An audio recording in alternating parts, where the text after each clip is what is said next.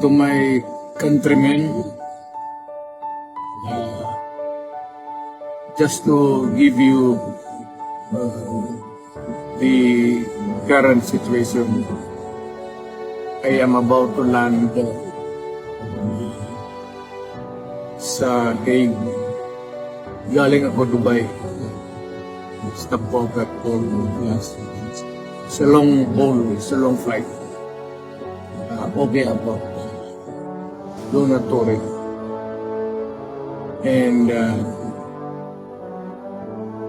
I think this is something to do with the law and order now. At sinasabi ko naman sa mga polis, military, trabaho kayo at ako ang managot. So ito na nga, for all of the whatever happened in the past, ako na yung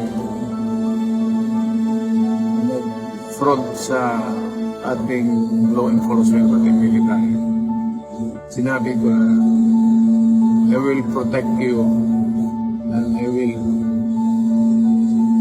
ako ang managot sa lahat. This will be a long legal proceedings that I say to you. I will continue to serve the country. So be it.